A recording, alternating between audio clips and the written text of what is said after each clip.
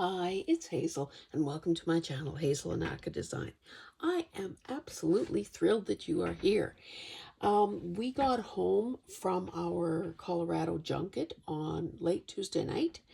It is now Thursday, and I have, I think, gotten blah, blah, blah, blah, blah.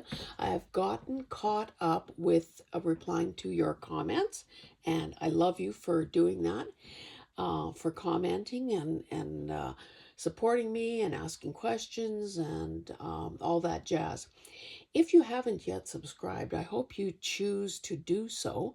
I seem to have powered out or gotten stuck at 1095, I think.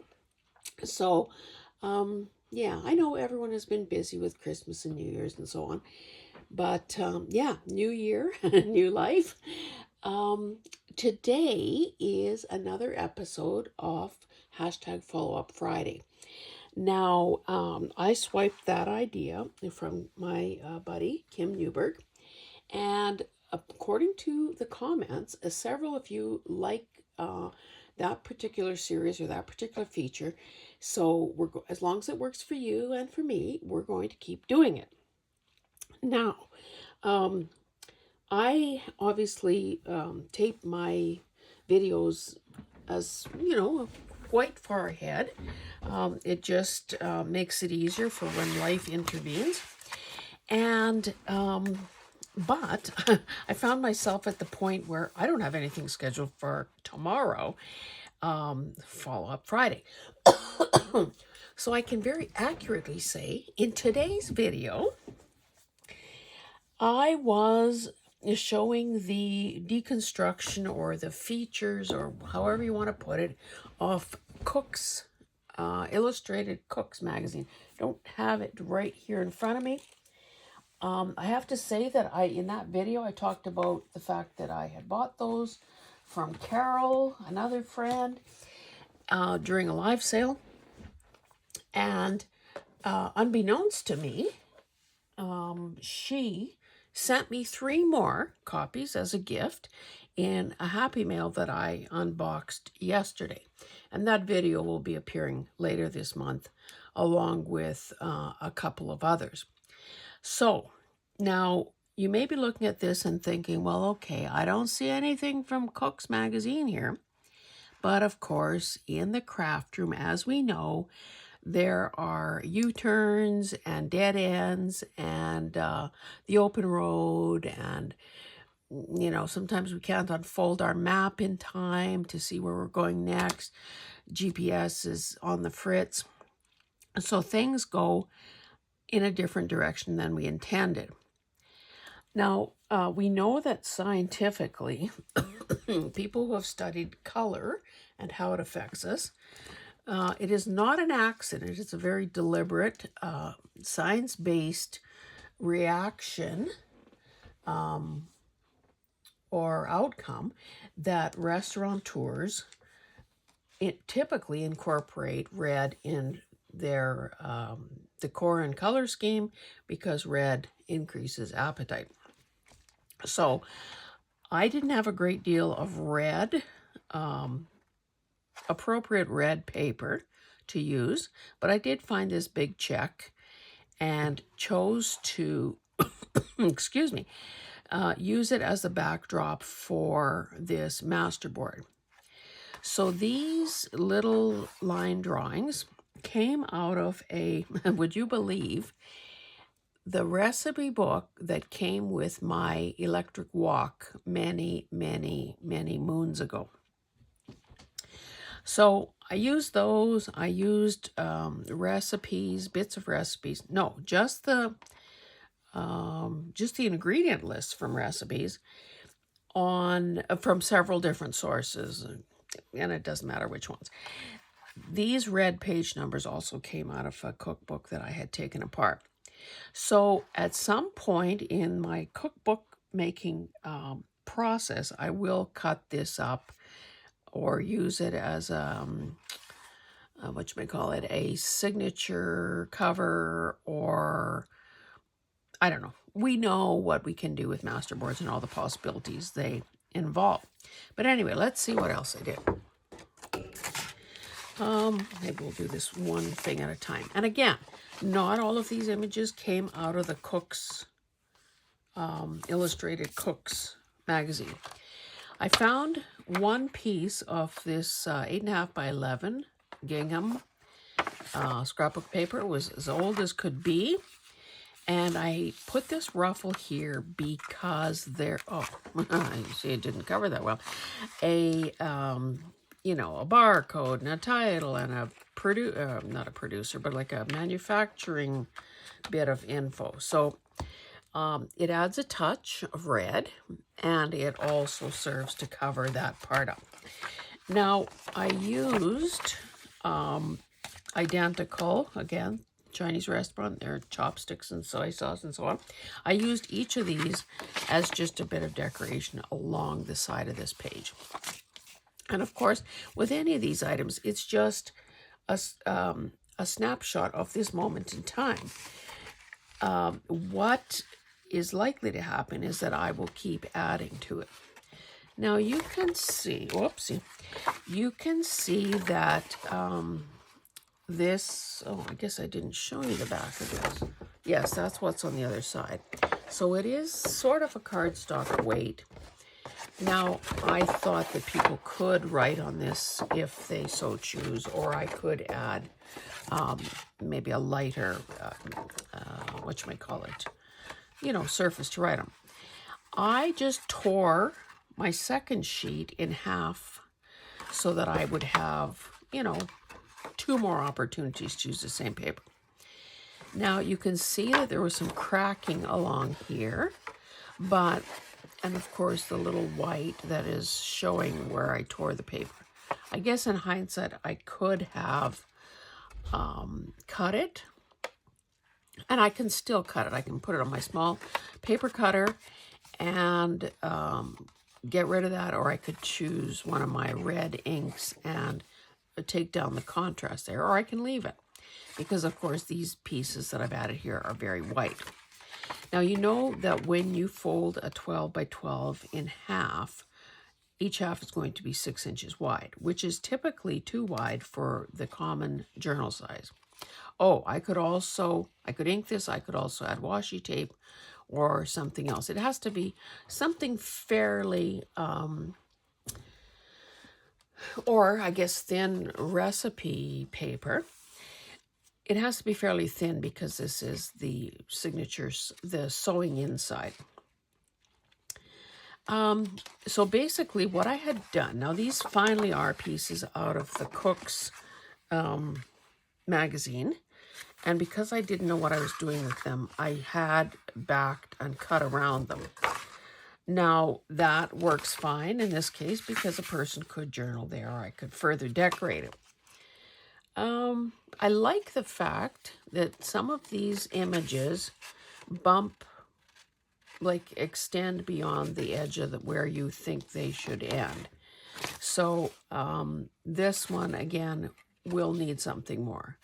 Oh, I started to say 6 inches wide. That's why I folded that back and added these bits there. Now the other half of that page is this one. Now what I chose to do here is turn back again, you know, 1 inch plus. And this is absolutely, where is that scrap piece? That god-awful stuff that likes to tear. You know, it's almost like curling ribbon stuff. But, and it did have this white silvery border on it. Anyway, I thought, well, we've got 2 different kinds of checks. Why can't we add some dots as well? Now, again, these cards came out of the magazine and they had been backed. I just chose to use them as side-loading pockets. Oh, this one has a bit of a boo-boo there. This is just a shopping list form that I had folded so it fits in the pocket. And on the other side, I used I used a recipe, a foldable recipe card. This is fairly thick. Don't know if I'll add anything more to it or not. But I chose to put it in the left-hand pocket, so part of that shows. Now, this stuff, you can probably see, has some creases in it. I used my glue stick to put it down. Now, I do have quite a number of fussy cut things. This isn't, I mean, microwaves and appliances were pretty easy to cut out. Aprons with their strings, not so much. Donuts, pretty easy, although they're tiny. But, I should show you that. I know I showed it at the time I bought it at a scrapbooking store, but I just have about 4 or 5 million more to do. And I remember telling you at the time that I thought it was absolutely ludicrous the way they did this. Same images on both sides, but on this side they have this white thing that you're supposed to be using as a cutting guide. Well, I'm still capable of seeing where the edge ends here, so I think it's a waste of time and ink, frankly, and processing to have done that twice. But you can see that there is a heck of a lot to still cut out. I can use fruits and veggies. I won't be using the flowers. Obviously, more vegetables, coffee, cookbooks, place settings, and, casseroles and whatnot. I like these crock pots, cheese wedges. Look at all this canning. Oh my goodness. So, some of these things will definitely, a stack of plates. These are so beautiful. Desserts, more aprons. These, again, these too cute to be true faces. People in the kitchen. Here are these sort of 50s ladies. And now the rest might be flowers. Oh, no, they're more veggies. So I've got it all mixed up here. I do have some of these to cut out as well. Now, because this was the thing, in case you love fuzzy cutting. I have some of these here. Now, of course, they're not usable this way, so I'll back these items and then cut them out again for the first time. Anyway, I just wanted to show you that because, yeah, I think I've shown you. Oh, here's another one with peppers and ginger and basil and cutting boards and so on. So you know how I'm going to be spending a good part of my life in the future. Yeah, in hindsight, was that a good buy? I don't know. Maybe I'll be all grateful that I did it when I'm kind of closer to being done. Sorry, I shouldn't be wasting your time sorting, but since I'm here, yeah.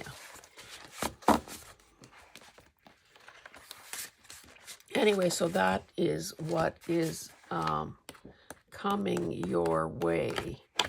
Now, of course, these aren't the only things that I have fussy cut or intend to fussy cut. So, I guess the reason I even showed you all this, I thought I had a bag for this. Maybe not. Got a pouch somewhere. Is the fact that when it's something ugly like this, I will be looking for an image of some sort. Or I could also do the same thing I sort of did elsewhere. Now, I love these. So far, I haven't used them. These are actual vintage coupons that came, or seals, or labels, I guess, that came with a little cookbook, you know, one of those tiny promotional cookbook type things for Keen's mustard. I don't know. This is supposed to be a follow-up Friday, not me telling you everything I intend to do with this journal, but oh well. I mean, obviously that's not something to. Oh, and I do have a number of these kinds of stickers, so I could use, if there was something the right size, I could use that to help cover some of that up. Oh, here are a few more things I cut out. These kind of all have a Christmassy theme, though. So I don't know, I might have to cover that up or hope nobody notices. But I did have other things I wanted to show you. So you might recognize some of these types of images. You've probably seen those cookbooks that have these sorts of, hey, I could put a wooden spoon on there. So it's going to be fun as this moves along, deciding, you know, what to put where. And using all these things that I have obviously worked very hard on over, you know, the course of a few years. Now, you can see that everything I've shown you so far has a very clear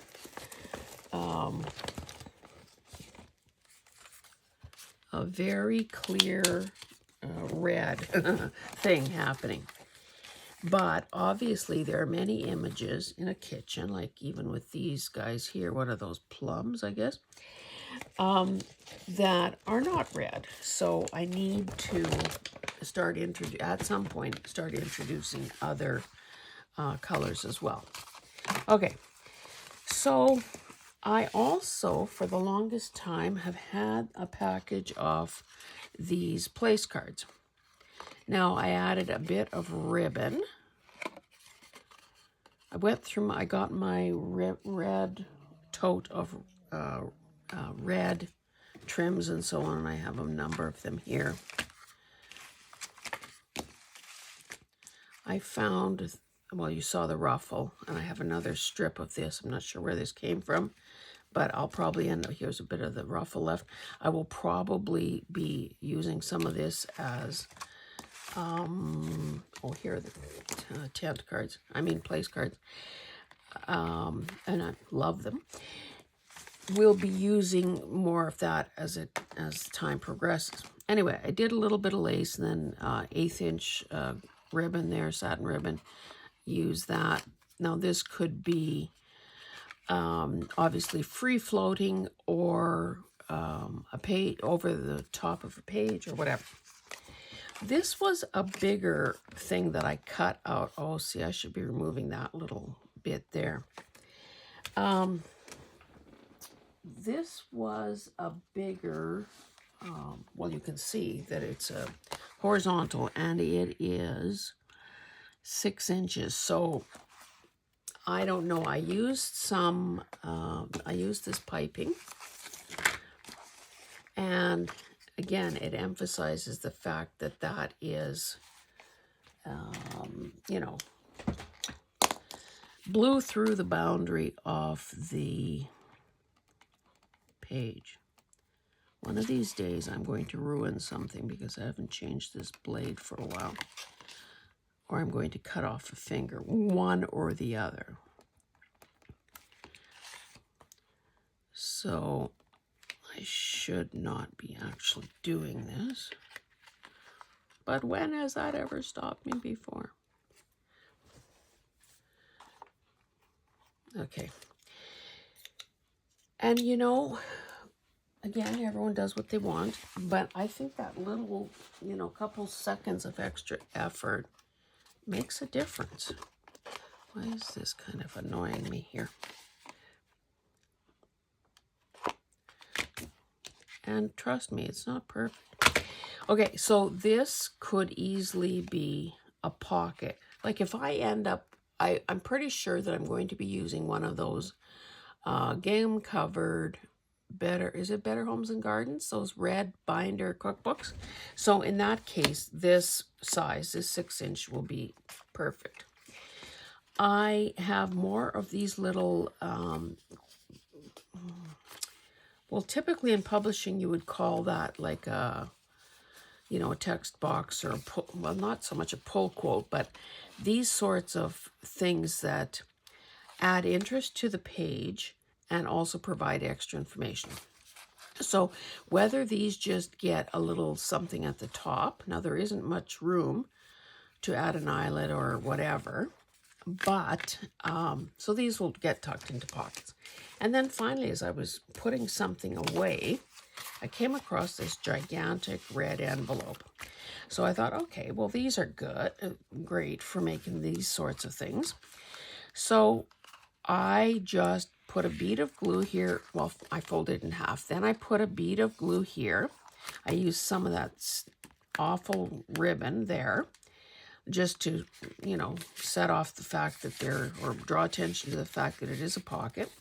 I used some old recipe, a bit of an old recipe thing. I think Carol had sent me that page. It was with some Canadian recipes. And I used a couple of these. Now, again, I made the tabs with that ribbon, and because this is so close, I just glued it at the back. And I love this. I may have shown this before. This is obviously from a grungy old cookbook. I had turned something back here to make it a little more stable. It's got the sort of perforated edge there. Perforated, that's not the right word. And then this rub-on that I absolutely love. I have more of this somewhere, and I'm sure you'll see it reappear again. And then I used these little fussy cuts, you know, some appliances out of there. And then on the other, I cut this across the top so that I also have a top-loading pocket. And then I just used these. Now, I forgot to pay attention. Are these? Oh, yeah, these came out of one of those books, too, like a planner type thing. So I just randomly picked a couple. Now, some of them actually apply to other parts, like this is a sewing one. So this should be with my sewing stuff instead. This is somebody's digital, of course. Anyway, I picked 2 of those and then used some of these banners from the top of a cookbook that I had taken apart. So that is that. Now, I went far too long on that, I'm sure, but I do want to, because I did talk about it in one of the other videos that I've done recently. I do want to give you an update on what I worked on in the car. I don't need this here. In the car on the road trip to and from Denver.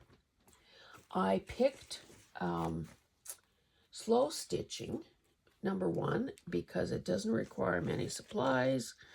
It doesn't generate much garbage.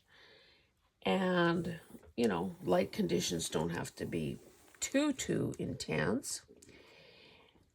So what I did was, if you are a loyal, regular viewer, you would have seen me do a video on making paper cloth. And then I did a kind of a follow-up video on some of the embellishing I had done.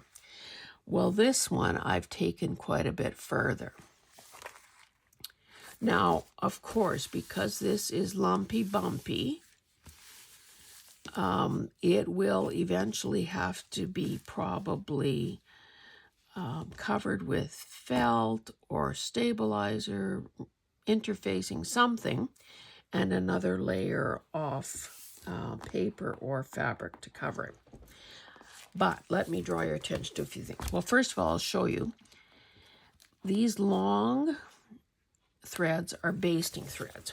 So, if you remember that video, I began with a piece of muslin, and then in each case, I probably did about 10 of them, I was using tissue, I think was it all tissue? I can't quite remember that part. I was using different things on top of it, different paper on top of it to get that paper cloth effect. Now this tissue paper happens to have these bits of, design, pretty neutral design on them. So what was the first thing I did here? Oh, and I may have shown you that before. I did these circular things. I had done some seed stitch in this burgundy color. And again, I had scattered whatever elements I was doing, I scattered them around. I varied sizes, like of these circles. Oh, I haven't explained that this part here, this part that is still kind of loosey-goosey, was some coffee dyed cheesecloth. And we know that cheesecloth, it certainly has its place in the world, but it is not, we can't call it tightly woven by any stretch of the imagination. So that's why I had those long basting stitches to kind of hold that in place. Now, I'm sure that at some point I'm going to cut these and remove them. So then I packed some colors of embroidery thread. I had some pearl cotton spools with me, and I just began doing stuff. So I used this color to make these daisy petal type stitches, and again tried to scatter them about and make them a variety of sizes. Then I think the next thing I did was this couching stitch with another color of embroidery thread and black too as the couching thread. And then it still looked a bit like it wasn't complete. So then I started doing these star things, and trust me, they're pretty imperfect, with the same black thread. My needle is here. And I think that is added. Now, obviously, that's where I stopped. I still have, a big section of that to do. Oh, at some point, I also did a satin stitch, basically 2 layers, going in one direction and then in the opposite direction to give sort of the center of these flowers some solidity. Now, in an upcoming video about what I bought or got during our trip, I'd gone to there are the rest of them. I'd gone to Dollar Tree, and they were selling these 6 packs of sequins. And I bought them because it was $1.25, and I don't really think I have this coppery orange color. Now, they are pretty darn big, so there's a very good chance that they won't end up on this particular thing. I didn't really want to read on the trip, so that's why I just kept on stitching. At one point, I'm going to call him a son-in-law. My son-in-law, he and I were occupying the back seat. My daughter and husband were doing tag team driving. And at one point he says, "How do you know when you're done?" And I thought, oh, good question. And I said, I don't know. Obviously, I have to finish doing the black stars. Maybe at that point, I pull out the basting threads and see if there's too much, of this going on. I will also draw to your attention, because I doubt that you have spotted it on, maybe Teresa has, because she's an eagle eye. Another thing that I took with me was some multi-strand copper wire. So very painfully, I separated out one strand. Now, I used a needle and basically did some random stitching here. There are just a running stitch. Now, we know that wire has a tendency to crimp up. So there's a little bump right there. Probably can't see it. But I thought that is so painful to do, so slow going, so, it's probably going to be catching on things too. For negligible effect, I'm better off going to a fabric store and trying to buy a spool of metallic, and I might probably even have metallic copper thread, and working a bit of sheen in that way. So I would have ripped it out by now, but I did want to show it to you. And of course, wire doesn't not worth a darn either. So I will pull this out. Now, the other thing I packed, just in little film canisters. You remember film. It was stuff that we used to put in cameras, take the photos, usually with the lens cover on, then, or over, overexposed, or the acre of lawn and the little tiny dog in the foreground. And then you take it to, or mail it in an envelope to a developer, or you take it in person, and then you pay again through the nose and find out that half the pictures are unusable. So film canisters. Now that too has gone the way of the dinosaur, because without film sales, then there are no film canisters. Luckily, that was a thing that I started collecting years ago when I was taking an art class, and our instructor, who was, painted in both acrylic and watercolor, said that film canisters, especially the Fuji ones, were excellent for storing small bits of acrylic paint because they were pretty darn airtight. And if you mixed a custom color on your palette, number one, you didn't want to waste it. And number two, if you ever needed another dab of it, what were the odds that you'd ever mix that same color again? So I would have 20 or 30 of those with, a dab or two of paint in them. So anyway, back to I had taken film canisters and or small pill bottles and put a few beads in them, seed beads or other teeny tiny beads like that. So I attempt, and I also had taken beading needles, so those are the long, very skinny ones. But unfortunately, I didn't take a needle threader. So there was no way for love or money that I could actually thread that needle. So I actually put out that question to Kim, because she's a beader from way back. But certainly, if you know the answer, please tell me. Is a needle threader the only way to use a beading needle? And is the eye, even with a needle threader, is the eye big enough to accommodate normal sewing thread? Now, I did have black and white spools of thread with me, but there was no way on earth that I could thread that. Oh, see, now I've got a stitch going over this. No way on earth I could thread the damn thing.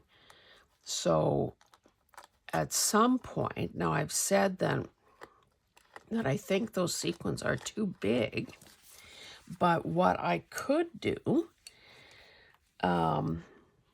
is add more texture by doing a bit of beading, and again, it will be nothing very ambitious, I guarantee that,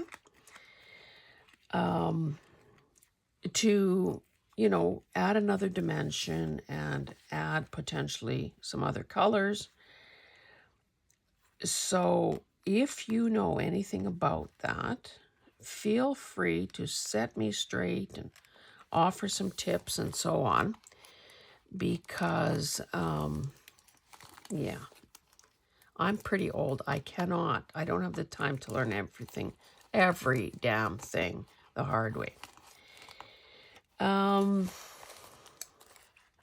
I, not only from a size perspective, but from a gloss, shine perspective, I have decided not to use sequins. I probably have smaller sequins in, in a color that would work. However, you know what I should have done? I should have just reached for some wire cutters, cut this in several places, instead of doing it this hard way. I should someday show you a picture of a huge, maybe 4 feet or more, painting, mixed media painting that I had done, where I actually used copper wire. And I guess I must have sewed it on. Once I made the shapes, I sewed it onto the canvas. It's huge. I'd have to just show you a picture somehow. Anyway, this is what I have been up to. And again, as you well know, I made multiple pieces of paper cloth paper. Can't remember how I refer to it. So there are many more of these that will need, attention over the coming probably years. I will also point out that I wish, and again, it's always, what did Hazel learn this time? I wish that I would have either maybe done another layer of the tissue, or done a coat of matte medium or something over it, just for another layer of strength and stability. Because of course, and I'm almost done here. I will show you, just give you another look at how awful the back is. And I don't know that I could have done it any other way, to be honest, with the stitching. I'll just finish that after. But okay, look at this. So every bit of, like every one of these stitches, or in the case of a daisy stitch, multiple holes. So those are, of course, points of weakness. That's why I intend to do something, pretty substantial when I'm finally finished with this, so that all this work is not for naught, because that would be a heartbreaker if I'd gone through all this and then the thing was too, compromised to use. Now, I told you that I'm just back from our trip. Now, one of the first things I did, because, hey, I only have so much ability to resist a sealed package, is that yesterday I spent the day making videos, unboxing videos and so on. So one of the things that came in the box from Angela was some trim that I had bought. And of course, she had a variety of colors, but I gravitated to the ones that,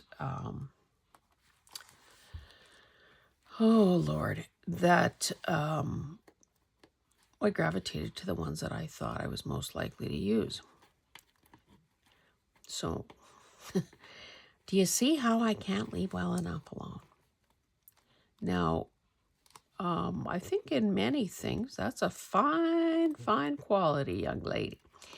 it is, okay, she doesn't throw in the towel or give up easily, which, again, this is a side trip, a detour. I said in a video that over this break, this visit with my son, daughter-in-law, and 2 grandsons, that we really, it was low-key. We stuck close to home. Shopping is no fun. And we played games and so on. And I was shocked at how my grandson kept wanting to throw in the towel. Like, you know, he's just a teenager, just barely, well, 15. And I found it kind of distressing what he, you know, I figured that's not how I was raised. That's not how I think I raised my kids. Where is this coming from and what can I do? Because, you know, a nana is a nana is a nana for the rest of her life, just as a mother is a mother is a mother for the rest of her life. Now, if we're wise, we eventually learn to keep our mouths shut and stop voicing our every thought. But, you know, we do also have the prerogative and the good intention. Oh, my goodness. And the good intentions of saying, hey, this isn't serving you well. Maybe think about it this way. Oh, now that I've pulled out scissors, now it's going to come loose. Anyway, so, I'm never going to, and that's when I gave myself the nickname of Comeback Kid, because it looked like I was going to lose pretty handily at one of those games. And in fact, I, you know, turned it around. So I became the turnaround kid, or no, comeback kid. So the lesson I was trying to get across is that we're made of better stuff than that. We don't just give up when the going gets tough. And then I heard my son saying the same thing. Holy cow, well, the apple doesn't fall from that tree. Anyway, don't give up. Oh, I was leading up to something. So this is the darker, the less orange color of this trim that I got in the box from Angela. Now, because I don't want to, you know, handle the whole kit and caboodle, I basically just kind of measured out roughly how much it would take to go around the primer. I don't know if that's what I'm going to do, but I wanted to leave that option open to me to, number one, finish off the edges, but only, of course, after the backside is done. So, for what it's worth, again, it's kind of introducing another color, but hey, this year's a year of risk and we're throwing caution to the wind. I don't know if there is much more that I want to say about this other than in some places, let me use my pointer, the tissue has torn. We see these little white patches, and that is the muslin, or right here, and right here, and right here, and right here. So again, I don't know what the solution is going to be. I guess I will cross that bridge when I come to it. I could, I suppose, once think I'm finished with, not once I decide I'm finished, encase the front of this behind some sheer fabric. Now I'm sure I've got, you know, some sheer neutrals of some sort, like a cream, an off-white, a beige, that would still, too bad I don't have anything, that just came to me. This is the wrong color, but imagine, yeah, it's definitely the wrong color, but imagine if there was an over... Can we find a piece that doesn't have a flower on it? That's not good. Okay, I obviously still have to think about that. And I don't know it'll be necessary. Here's a big patch here. Yeah, I don't know what the answer is. But I'm pointing out these little flaws, or these little, let's not call them flaws. I'm pointing out these little challenges here because if you are working along with me, or if you want to start something like this, it would be better if you figured out what not to do, or if we figured out together, or if I drew your attention what not to do.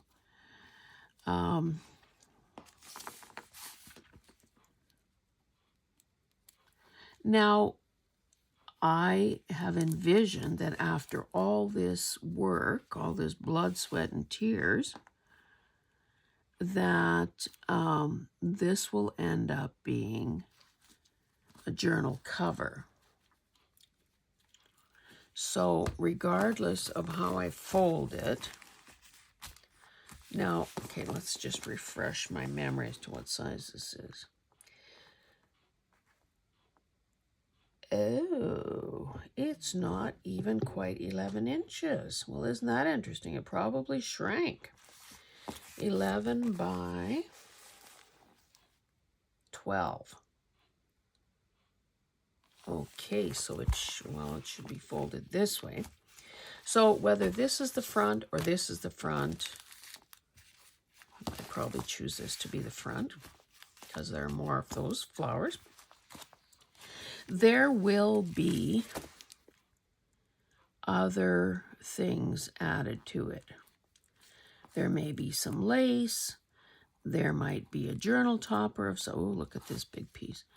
There may be a journal topper of some... There would be a journal topper of some sort. I think, again, you know, I'm saying this to you, but I'm also saying it to me because I need to hear it. I think that if I were ever to use this kind of an overlay, again, it's such a loose weave, I would definitely do a better job of securing it with some basting stitches. Now again, I wouldn't want it to be... what the heck? I wouldn't want it to be so perfect that a person would think, you know, then you lose the effect of the rustic and the airy, loose quality of the cheesecloth. So, like, if it gets too perfect, then why bother doing it? Pick something else that lends itself more easily to that. So these are tiny little flakes of the tissue paper that have come off because of the stitching that I've done. So again, you're all smart cookies. As you see, as I draw your attention to these little things, these little issues, we're not calling them problems. Think about, see, even just gluing it down better instead of expecting it to have held with basting stitches. That was probably a tactical mistake too. Then that too would have helped reinforce the paper.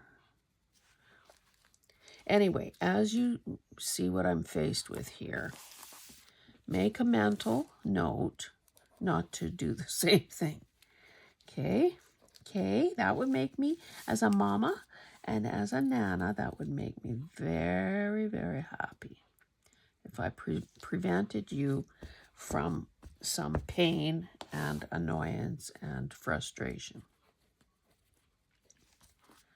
I didn't realize that I was going to be doing this, by the way.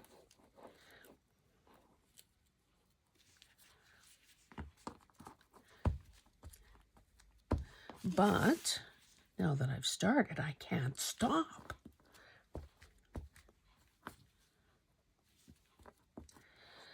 Okay, I need to quit this and get this baby uploaded so that you have a video tomorrow.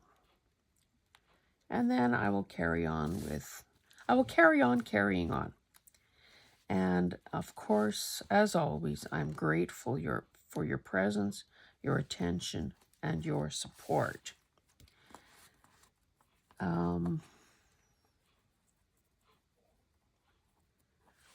And even though I very deliberately and in quite a lot of detail have pointed out the things that could be better, don't for 1 minute believe that I'm going to abandon the project or not make a very solid, determined effort to turn this into something that I feel worthy of my name and effort and reputation. Oh, see, this is all, I think, going to help. At least I hope so. Probably would have made my stitching easier. So, yeah, even though things may seem a bit dire, fear not, we will triumph. And I remember deliberately leaving extra fabric at the edges, thinking, well, I can always pull it to the edge. I certainly didn't want to be short.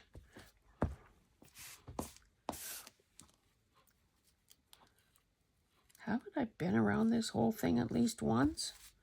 I keep finding areas to glue down. And I could, my final line of defense here will be or probably will end up being matte medium. I don't think I would ever resort at this point to machine stitching because that would totally change the look of the project. But again, never say never. You've seen me change direction in the middle of a sentence, never mind the middle of a project. And isn't it great to have that freedom? Those of us that are doing this,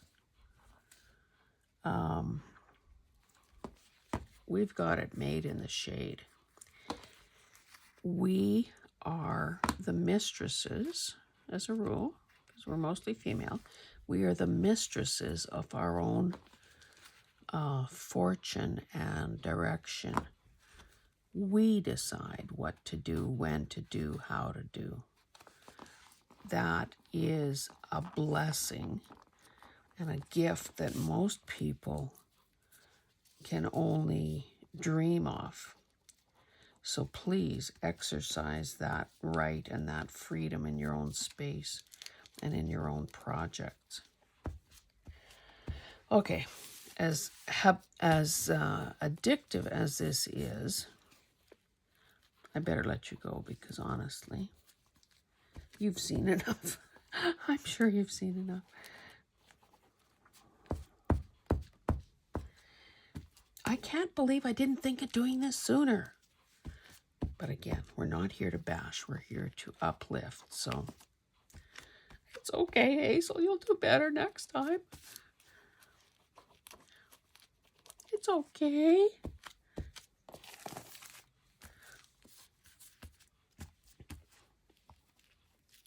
It's okay. I wouldn't, by the way, do this with Fabri-Tac because it dries shiny and we don't want any shine here. I might end up having to put a bead over some of these little guys that are in the middle of this spiral thing. I did take along, is it here though? Oh, maybe not. Because of course, now that I'm home, I have to keep working on this. Even if I'm not trapped in a car for 19 hours each way. Anyway, I did take along a small book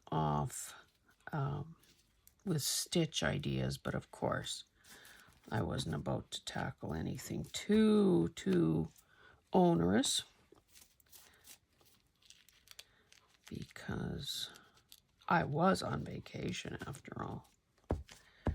Okay, enough is enough. For the love of God, woman, stop.